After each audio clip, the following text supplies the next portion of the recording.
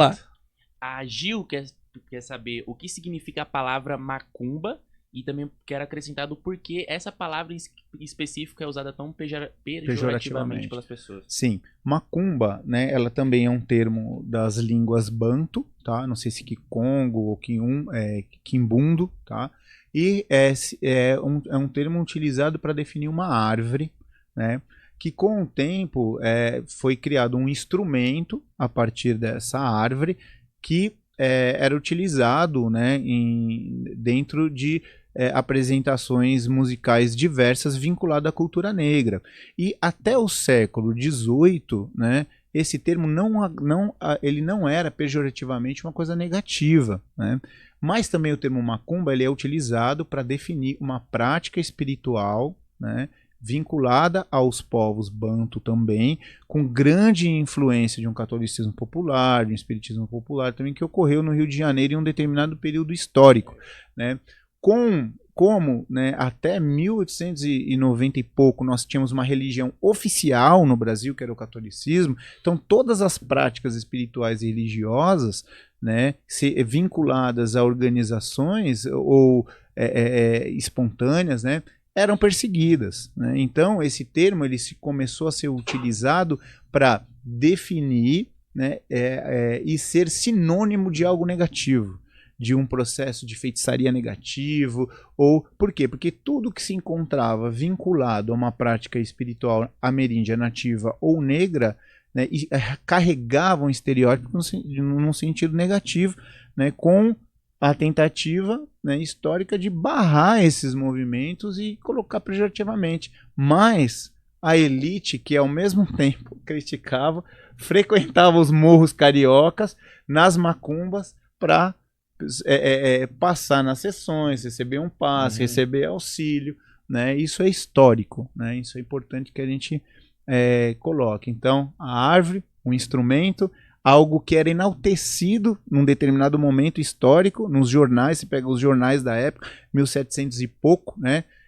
Quem fala muito bem sobre isso é o Babá Mário Filho, né? Ele fez toda uma análise dos jornais da época e lá colocava, vai ter concerto de macumba. E eram concertos que reuniam todos os segmentos sociais, por exemplo, no Rio de Janeiro, para uma apresentação, orquestra de macumba. Então não era até um determinado momento histórico pejorativo. E depois passa a ser associado com coisas negativas, com a intenção mesmo de diminuir, né, na intenção de colocar como um estereótipo para diminuir mesmo as práticas que eram realizadas a partir desse nome. Vamos lá. O André Oliveira pergunta, dentro da linha de esquerda, o que é fazer algo dentro da lei?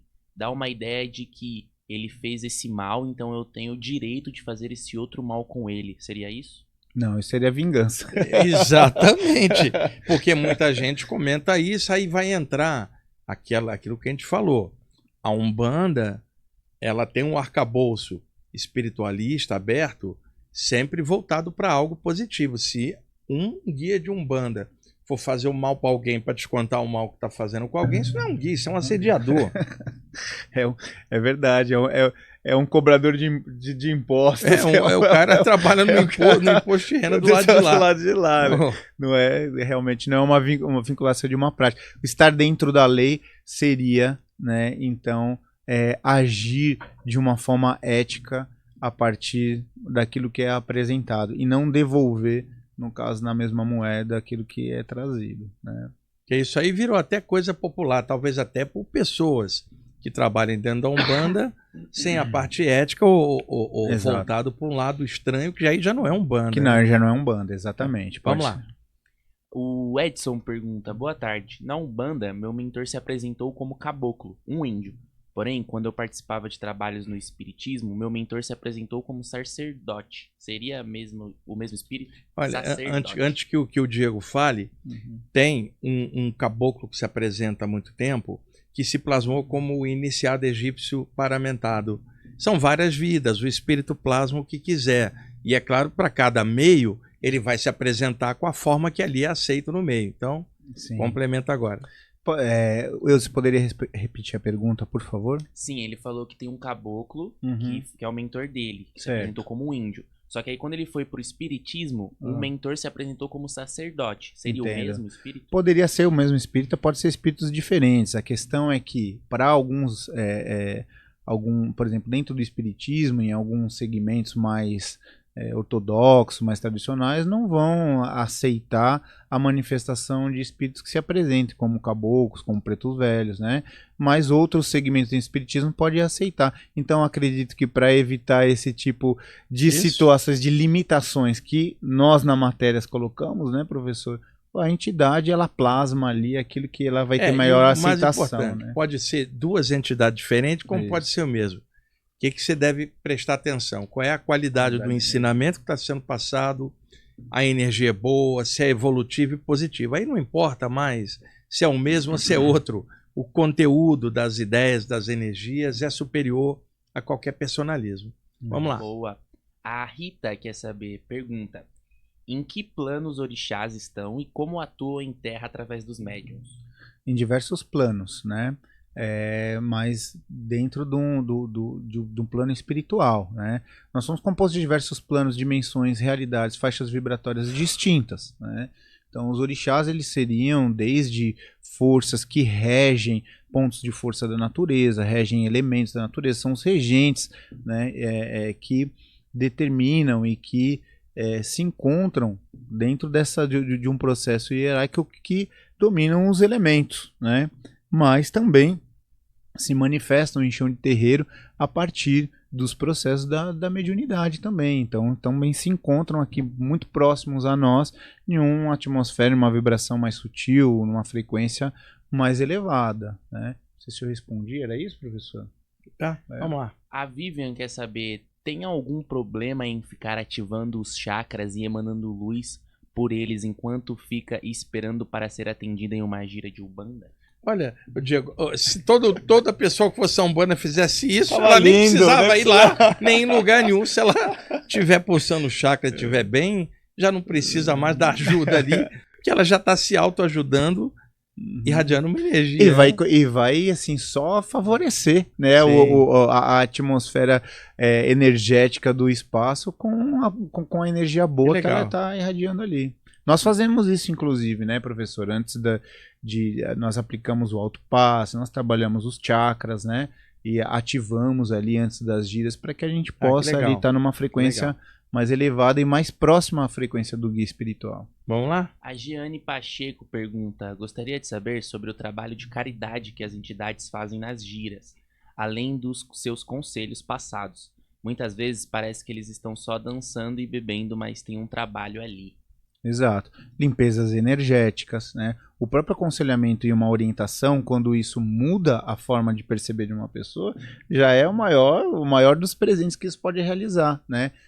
Trabalhos magísticos e religiosos com um objetivo de alinhamento, né, de harmonização, de abertura de caminhos, né, de possibilitar entendimento para a pessoa, enfim, são inúmeras, né, é uma gama de recursos que são utilizados, por isso que é considerado uma ciência, né? Por isso que é considerado, né, a atuação dos guias espirituais dentro de um chão de terreiro uma verdadeira ciência. São espíritos e entidades que alcançaram um grau de sabedoria que, de acordo com cada situação ali apresentada e também com as limitações e as possibilidades de cada um, vai atuar no sentido de procurar promover, né, para a pessoa que ali se encontra presente, um bem-estar, né?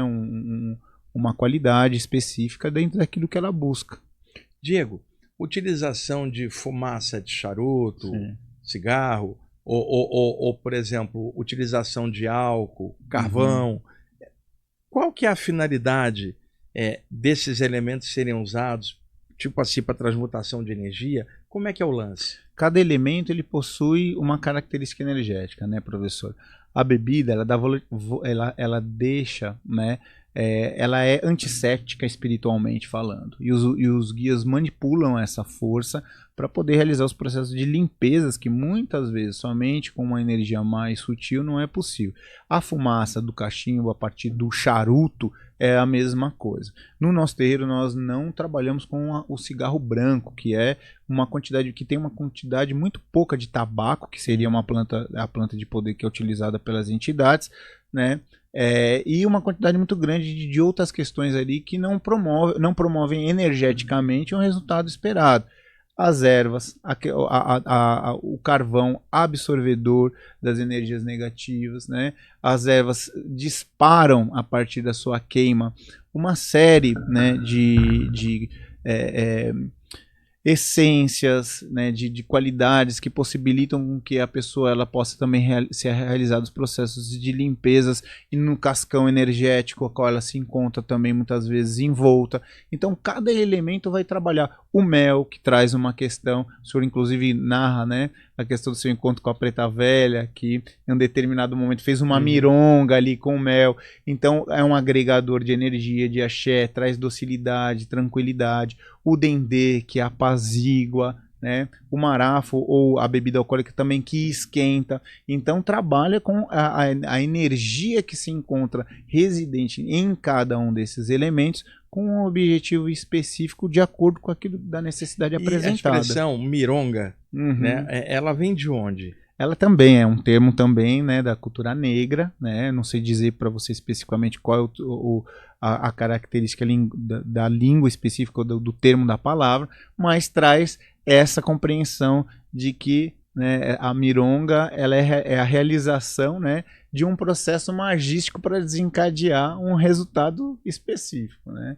Seria isso, né?